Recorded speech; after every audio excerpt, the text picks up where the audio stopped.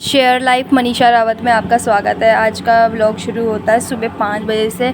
आज मैं पटियाला से वापस आना था क्योंकि मेरे प्रैक्टिकल ख़त्म हो गया था। तो देखो 5 बजे उठ के ना मेरी आंखें कितनी सूजी हुई थी, बट निकलना ज़रूरी था। हल्की हल्की सी सूरज निकल रहा हुआ था और मैंने उठाए अपने झोले, बैग उठाए और फिर हम निकल गए वापस की ओर।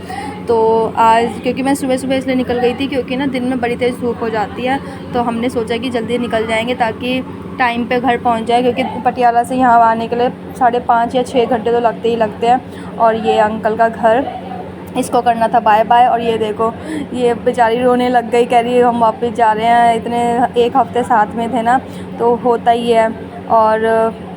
और फिर हम निकल गए यहाँ पे ना। हमें फिर इतनी जल्दी हम उठ गए थे ना, यहाँ पे रिक्शा भी नहीं मिला। फिर हमने आधे रास्ते तक वॉक करी और फिर वहाँ से रिक्शा लेके हम पहुँच गए बस स्टैंड, पटियाला के बस स्टैंड।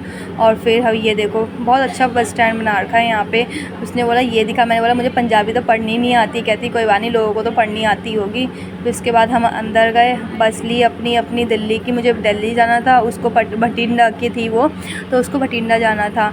तो मिल गई थी 6:30 बजे की बस लेके। मैं पहुंच गई थी घर वापस कम से कम 12:30 बजे तक मैं दिल्ली पहुंच गई थी। और रास्ते में इतनी ज़्यादा मतलब धूप हो ही गई थी, कम से कम 9 बजे के बाद तो धूप निकल ही जाती है, तो धूप हो ही गई थी। गर्मी का मौसम हो गया था, बहुत ज़्यादा क्या था।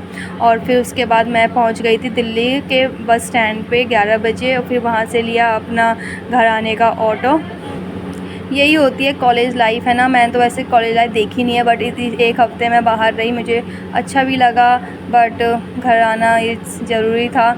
बस इतना आज की वीडियो में इतना ही। Like share and subscribe my video. Thank you to watching everyone.